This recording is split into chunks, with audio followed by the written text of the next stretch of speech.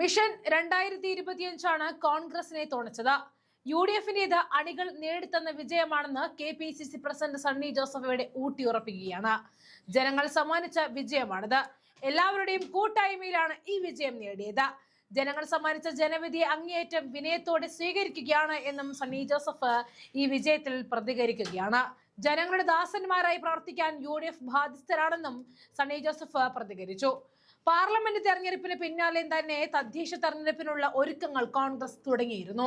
മുതിർന്ന നേതാക്കളായ KC വേണുഗോപാൽ, ദീപാദാസ് മുൻഷി, പ്രതിപക്ഷ നേതാവ് VD സതീശൻ തുടങ്ങിയവരെല്ലാവരും പങ്കെടുത്ത ആലോചനാ യോഗങ്ങൾ ബത്തേരിയിൽ നടന്നിരുന്നു.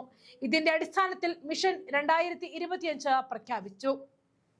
വാർഡ് കമ്മിറ്റികളെ ശാക്തീകരിച്ചു. പുതിയ KPCC നേതൃത്വം ചുമതലയേറ്റതിനു ശേഷം എല്ലാ ജില്ലകളിലും സർക്കാരിനെതിരെ സമര സംഗമങ്ങൾ സംഘടിപ്പിച്ചു.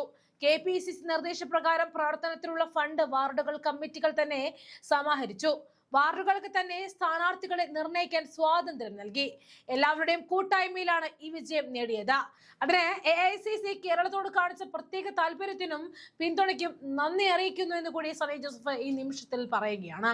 നിയമസഭയ്ക്ക് അകത്ത് പ്രതിപക്ഷ നേതാവിന്റെയും PK കുഞ്ഞാലിക്കുട്ടിയുടെയും ശക്തമായ ഇടപെടലും പുറത്ത് UDF കൺവീനർ അടക്കമുള്ളവരുടെ പങ്കാളിത്തത്തിൽ അണികൾ നേടിത്തന്ന വിജയം കൂടിയാണിത്. ഭരണ സംവിധാനങ്ങൾ സർക്കാർ അവർക്ക് വേണ്ടി ദുരുപയോഗം ചെയ്തു. വാർഡുകൾ വികൃതമായി വെട്ടിമുറിച്ചു. ആശാവർക്കർമാരുടെ സമരവുമായി ബന്ധപ്പെട്ട പ്രതിപക്ഷ പ്രതിഷേധങ്ങൾക്കിടെ ആരുമായി ചർച്ച ചെയ്യാതെ സർക്കാർ പഞ്ചായത്തി രാജ് ഭേദഗതി ബില്ല് പാസാക്കുകയായിരുന്നു. വോട്ടർ പട്ടികയിൽ നിരവധി അനർഹരെയാണ് ചേർത്തത്. നിരവധി ഇരട്ട വോട്ടുകൾ ഉണ്ടായിരുന്നു. പ്രതിപക്ഷം സർക്കാരിന്റെ ദുർനടപടികളെ തുറന്നു കാണിച്ചു. ഇതിനിടയിലാണ് ശബരിമലയിൽ ഏറ്റവും വലിയ തീവെട്ടിക്കൊള്ള ഉണ്ടായത്. ഹൈക്കോടതിയുടെ ഇടപെടലിനെ തുടർന്നാണ് പ്രത്യേക അന്വേഷണ സംഘത്തെ വെച്ച അന്വേഷണം ഇത്രയെങ്കിലും മുന്നോട്ട് പോയത്. കള്ളന്മാർ കപ്പൽ തന്നെയാണ് എന്ന് വ്യക്തമാണ്. അതിൽ കുറെ പേരെ പിടിച്ചിട്ടുമുണ്ട്. പക്ഷെ കപ്പിത്താന്മാർ ഇപ്പോഴും പിടിക്കപ്പെടാൻ ബാക്കിയാണ്. കൂടുതൽ ഉന്നതന്മാർ ഇതിൽ ഉൾപ്പെട്ടിട്ടുണ്ടെന്ന് ഹൈക്കോടതി തന്നെ പുറത്തു പറയുകയാണ്. എന്നാൽ അവരെ പിടിക്കാത്തത് പോലീസിന്റെ കൈകൾ കെട്ടിയിട്ടിരിക്കുന്ന മൂലമാണെന്നും സണ്ണി ജോസഫ് ഇവിടെ തുറന്നടിക്കുകയാണ്. ശബരിമല കൊള്ളയ്ക്കെതിരെ കോൺഗ്രസ് നേതൃത്വം പത്തനംതിട്ടയിൽ വിശ്വാസ സംരക്ഷണ സംഗമം സംഘടിപ്പിച്ചു. ശബരിമല അടക്കം സർക്കാരിന്റെ എല്ലാ കളികൾക്കും ജനങ്ങൾക്ക് മുന്നിൽ പ്രതിപക്ഷം അവതരിപ്പിച്ചു.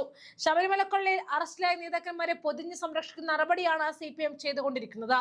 ഇതെല്ലാം ജനങ്ങൾക്ക് മനസ്സിലായി. കോഴിക്കോട് കോർപ്പറേഷനിൽ 142 വോട്ടുകൾ ലഭിച്ചിരുന്നെങ്കിൽ 3 ഡിവിഷനും ഭരണവും UDF-ന് ലഭിക്കുമായിരുന്നു. ക്ഷേമ പെൻഷൻ നൽകിയത് ഔദാര്യമാണെന്ന തരത്തിൽ MM മണി ജനങ്ങളെ പുച്ഛിച്ചു. അതും ജനങ്ങളോടുള്ള കടന്നുകയറ്റമാണ്. CPM-ന് തനി സ്വഭാവം ജനങ്ങൾക്ക് മനസ്സിലാകാൻ അത് സഹായിച്ചിട്ടുണ്ട്. കോൺഗ്രസ് നേതാക്കൾക്ക് വലിയ അഹങ്കാരമാണെന്ന A റഹീം MP-യുടെ പ്രസ്താവനയും സണ്ണി ജോസഫ് വിമർശിക്കുകയാണ്. സ്വന്തം അനുഭവത്തിൽ നിന്നും പറയുന്നതാണെന്നും ആരാണ് മാധ്യമങ്ങളോട് കടക്ക് പുറത്ത് പറഞ്ഞതെന്നും ബിഷപ്പിനെ നികൃഷ്ട ജീവി എന്ന് വിളിച്ചതും കൊല്ലത്ത് NK പ്രേമചന്ദ്രനെ വിളിച്ചത് എന്താണെന്നും തങ്ങളാരും രാഷ്ട്രീയ എതിരാളികളെ അത്തരത്തിൽ പറഞ്ഞിട്ടില്ല എന്നും സണ്ണി ജോസഫ് പ്രതികരിക്കുകയാണ്. ഈ വിജയം ജനങ്ങളുടെ കൂടി വിജയമാണെന്ന് കോൺഗ്രസ് നേതാവ് ഉറപ്പിക്കുകയാണ്.